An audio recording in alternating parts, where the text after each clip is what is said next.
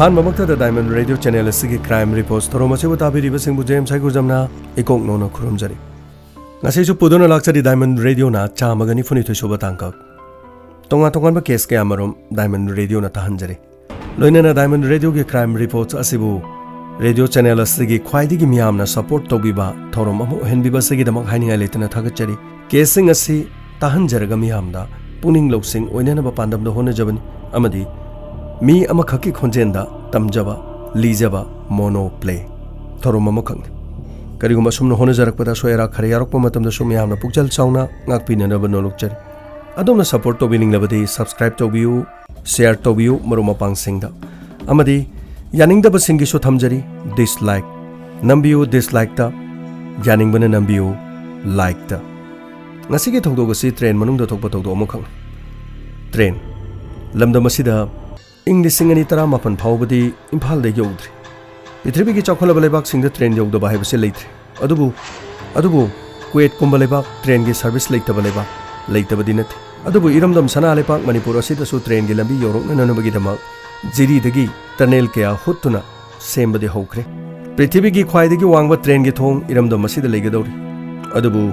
train तोंदुना सनालेपाकी मियामना मही मसिंगी अना लायिंगी साना खुनबा चटपगी कोइबा चटपगी तीर्थ चटपगी तोंगान तोंगान मचा मसु कया मिरई बक्ता लारिक तंबा चटपदा इमुंग मनुंगना मचा मसु उनबा चटनबा अमदी मही मसिंगी मिंग चनबा चटननबगी दमक्ता इमुंग मनुंगना चटपा दिमापुर नत्रगा गुवाहाटी दगी चनरी ट्रेन की सर्विस मखन मखन की मतुंग इना गुवाहाटी दगी दिमापुर दगी मखन मखन कया की खुदोंग चाबा भारत की मफम कया चनरी तोइने चटपसिंगदी हई सिंगलबसु अनौबा अमुक्ता चत्रिबा कयाददी ट्रेन तोंगमुगी खुदोंग चादबा खंगदबदगी कया मरुम थोइ अमदी असोइबा कया मरुम थोकपदगी पुंसी फावबा मांगबा यावखरे ट्रेन तोंगलबदी अखोइना करी तौगदगी ट्रेन अमा तोंगननबगीदमक अखोइ कदाइदगी ticket Kakani train असगी PNR करीनो train दा अखोइ मतौ करमना चागनी थकनी ट्रेन की फमफम अखोइना मतौ करमना सिनगनी हाना चलुबा नत्रगा हाना चलुबदगी खंगबा कांगबु नत्रबदी इनौनौबा अमना अदमक ngasisu khudong chadaba haibasidi adomok thokani icham chamba train amaga rajdhani gumba train amaga khenaba kaya marum lei mase akhangba singna khanglabasu khangdaba kaya leitabadi nate khara hongba train ama to tonglabadi north east ki chinau kaya di khudong chadaba kaya marum thengnakre thongdok kaya ni libagi tambagi loiba naira roidaba thongdok kaya station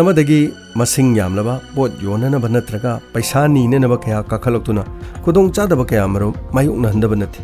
करिसु तौबो ngमोइ मखोइगी मरम नते खोइगी इरमनी हाइदुना तौबो मानबा थबक खरसु दुमक थोक्तबा नथि मसिना communal ओइबगी वाफम अमा नत्रगसु ताबिरिबा सिंगदा पुनिंग लौसिंग खजिक्तंग ओइनबनी अखंगबना खंगलबसु खंगदबनी हेना मसिंग यामलिबनिना अइगी फमफमनी खंगना खंगना ngahakतंग fungi हाइदुना फमसिलगा ngahakतंग उइरी उइरी तौरुबा मतमदा अइगी bag लेरमदबा अइगी सादगी अइना पाइखिबा mobile लेरमदबा अइगी सनागी लिक थटखिबा मसिदगी हेंदुना थौदो वाथोक कया मरुम थोखरे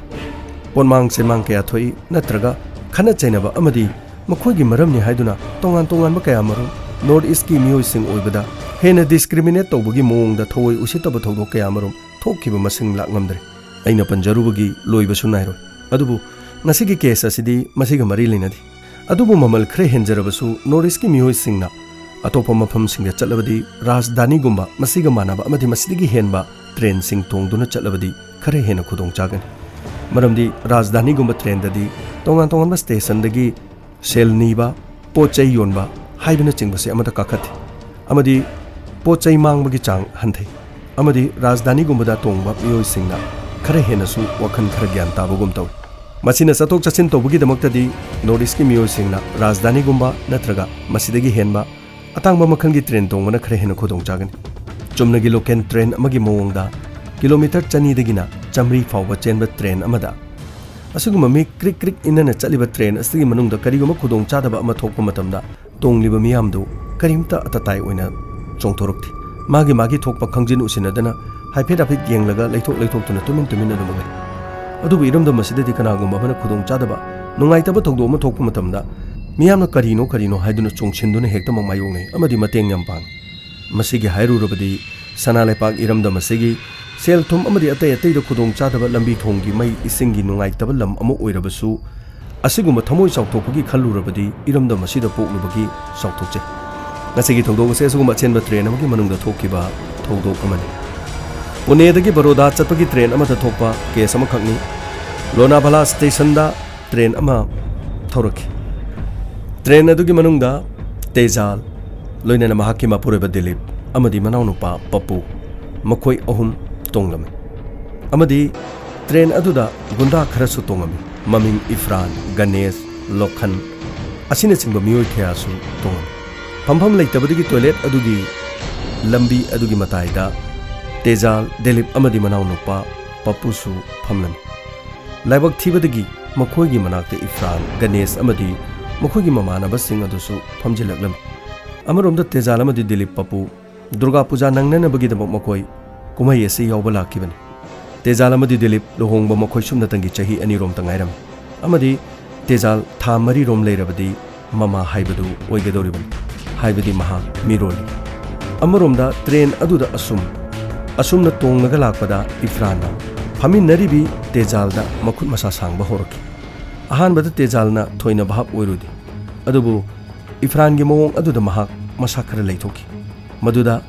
Tejalna khangkiba mawong adudagi Ifranna mahakki irang adu henjilakhiram amadi Tejalna phuk hogatuna mongoda ngangkhiram adubu Ifran hariba miyoisina masi train ni khandra aine nongonda thengge yauna thengba nate achenba train ni phaminarabadi thengba tabani haiki madugi matungda Tejalgi nupa Dilipna kari tawre haiba wafam hangki maduda sakangdaba sing asina makhut sangla ini haiba wafam haiki adubu Dilipna makhoida haiki nakhoigi na saleitro nakhoigi na chena saleitra nupi amada nakhoina damai tor dumram kaigino nupi se miroli bani adugi ma chokhatri du karigino masigi matungda nupa sing aduna miron bi oirabadi marai bakta number thadunu chatpa yadra haiduna karimnaki Dilipna nakhoise police ta ina pau piragane police na nakoi bu phuthalaba matungda nakoi gyan ta gadori asing matungda Ifran amadi mamanaba sing aduna police palakpada Dilip pu phuna nanamagi dama namsilam amadi Dilip ki manawno Papu so hogoloktuna song thoroktuna khanaba duda mahaksu yauna nanabagi dam honaki asomna irang adu nemthakirami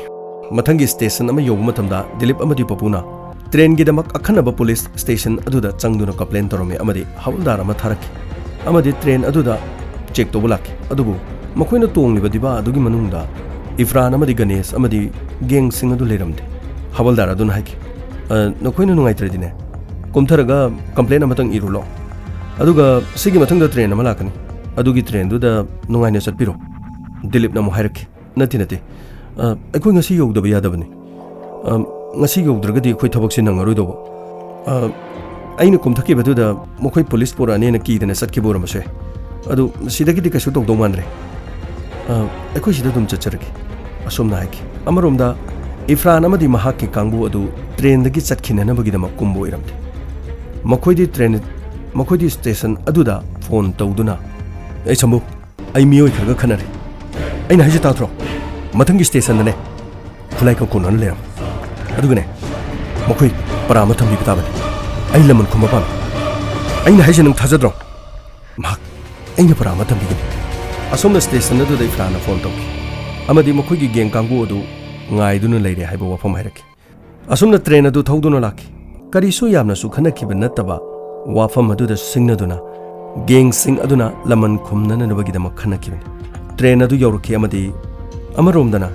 Dilip Tejal amadi Papu makoi karimata thajaki khanakiba aduna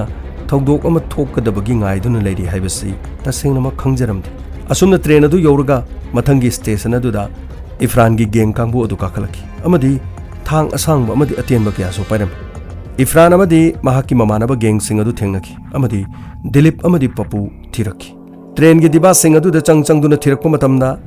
makoine hek ubu matamda wa amata ngangdana songchinduna phuba horaki amadi Dilip phuna nu honapada chongchilakpada masa mathanta amadi makutta kharathina soki amadi tanja adu da Dilip khudakta nan thoktuna chelaki Tejalna ihan hana chenki amadi madugi mathangda Dilip chenki masigi mathangda manaw nupa Papu so chelaki amadi athauba train adugi miyam marak aduda khaina chatpa matamda kana mata atatai oina karimata hairamde magi thokpa adumak tumina adumak leram mina phamna riba set adugi makhada Tejal changchinduna lolami phamliba miyoi sing aduna Tejalbu gunda sing aduna udana namagida makoi gi makhongna khanjanbiram masi mangairi makoina mateng pangbikhiba haibabu amaromda Dilip train adugi toilet amada lotki Papusu train adugi mathangi dipa amagi toilet manungda thong londuna lotki adubu Dilipna loliba ka adu gang sing aduna namduna thugairami amadi mahakpu chingthokduna phuram gang mayamduga Dilip karimata upai lekhidi mahak train adugi lemaida turami amadi geng amana thangsang ama satoroktuna Dilip ta yan khirami maduna suma koi pelamdi asenba train adudagi Dilip ki makhong makut paiduna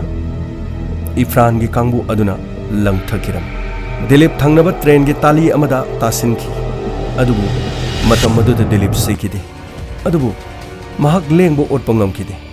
masamangna tariba tali aduda atopa train ama laksilaki mahak hoganabo honaki adubu asokpana maram oiduna mahak hogotpangam kidi masidagi thorokliba train aduna mahakpu amuk hana thomduna hatkiram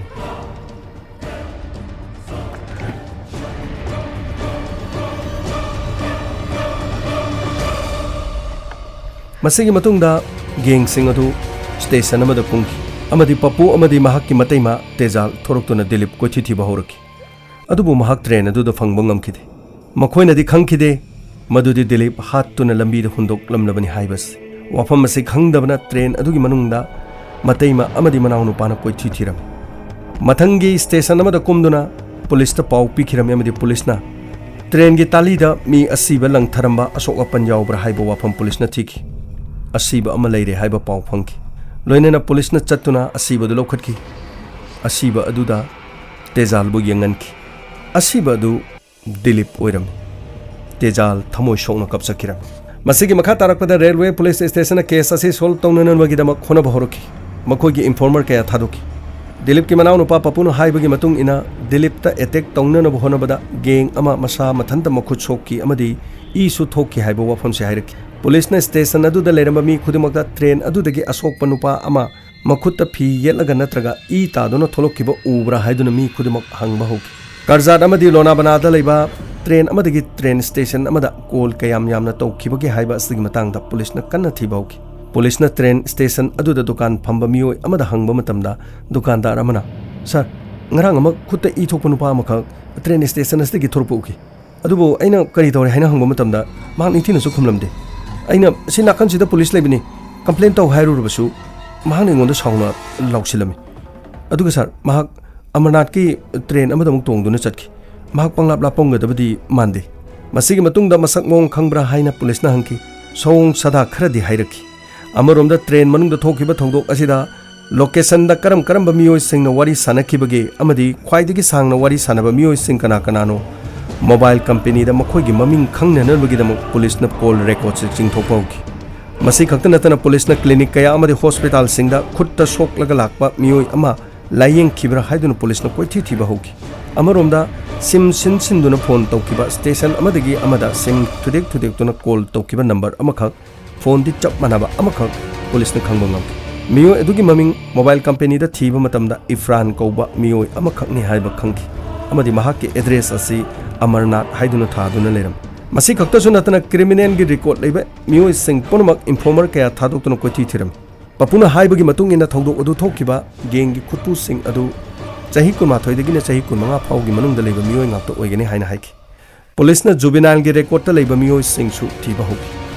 asomna mathang thirakpa matamda Amarnath ki mafam amada dispensary da miyoi ama layengki haiba police na khangki miyoi adu Ganesh kaubani haiba su khangaki amadi mahakki address lawraki Ganesh ki mayumda laki mayumdagi police na Ganesh faki pung kun mari phawgi manungda railway gi police ki kangbu asina train da thokpa thodok sing ayama matamda case sing asi yamna thuna solve tongnanan magidama hone asumna case asi so pung kun mari gi manungda Ganesh faki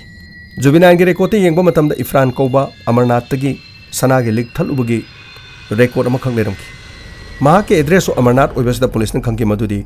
phone record ta phangiba Ifran asiga juvenile record ta leri Ifran asiga mata oirangani haina khanki masigi matungda police na Amarnath ta chatuna hotel amadagi Ifran faki